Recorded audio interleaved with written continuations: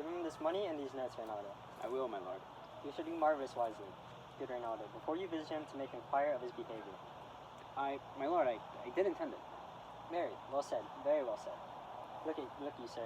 Inquire me first what dancers are in Paris, and how and who, what means and where they keep, what company at what expense. And finding by this encompassment, in drift of question, that they do know my son, come you more nearer than your particular demands will touch it. Take you, as it were, some distant knowledge of him, as thus I know his father and his friends, and impart him. Do you mark this, Reynaldo? Aye, very well, my lord. And impart him, but you may say not well. But if it be he mean, he's very wild, addicted so and so, and there put on him what orders you please. Marry, none so rank as may dishonor him. Take heed of that. But sir, such wanton, wild, and usual slips as our companions noted, and most known to youth and liberty. As gaming, my lord. Aye, or drinking, fencing, swearing, quarreling, jabbing. You may go so far. My lord, that will dishonor him. Faith. No, as you may season it in the charge, you must not put another scandal on him, that he is open to incontinency. That's not my meaning. But breathe his faults so quaintly that they may seem the taints of liberty, the flash and outbreak of a fiery mind, a savageness and unreclaimed blood, of general assault. But my good lord, wherefore should you do this? Aye, my lord, I will know that. Marry, sir, here's my drift, and I believe it is a fetch of wit. You laying these slight soles on my son, as it were a thing a little soiled in the working, mark you your party in converse. Him you would sound, having ever seen in the predominant crimes in the youth you breathe of guilty. Be assured he closes with you in this consequence. Good sir, or so, or friend, or gentleman, according to the phrase or the addition of man and country. Very good, my lord. And then, sir, does he this? He does. What was I about to say? By the mass? I was about to say something. Where did I leave? At closest in the consequence? At friend or so and gentleman? At closest in the consequence. Aye, nay. He closes thus. I know the gentleman, I saw him yesterday, or the other day, or then, with such or such.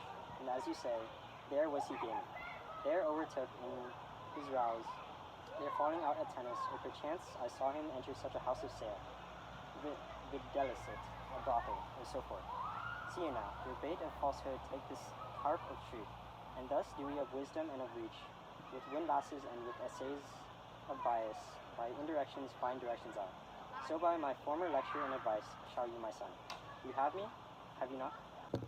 My lord, I have. God be with you. Fare you well. Good, my lord. Observe his inclination in yourself. I shall, my lord. And let him ply his music. Well, my lord. Farewell.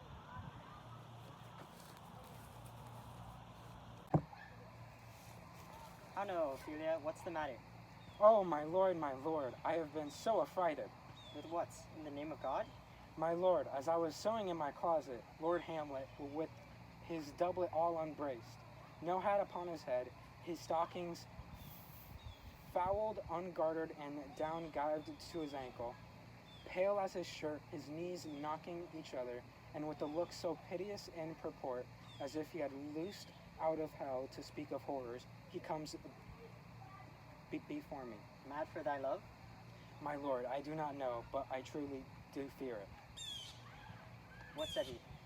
He took me by the wrist and held me hard. Then he goes to the length of all his arm, and with his other hand thus o'er his brow, he falls to such perusal of my face as he would draw it. Long stayed he so. At last a little shaking of my arm, and thrice his head thus waving up and down, he raised a sigh so piteous and profound, as did seem to shatter all his bulk and end his being. That done, he lets me go, and with his head over his shoulder turned, he seemed to find his way without his eyes, for out of doors he went without their helps, and to the last bended their light on me. Come, go with me. I will go seek the king. This is the very ecstasy of love, whose violent property foredoes itself, and leads the will to desperate undertakings as oft as any passions under heaven, that does inflict our natures. I am sorry, but have you given him any hard words of late?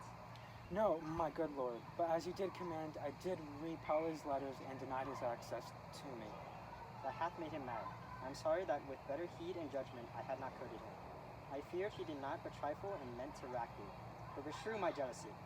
By heaven, it is as proper to our age to cast beyond ourselves in our opinions, as it is common for the younger sort to lack discretion. Come, go we to the king.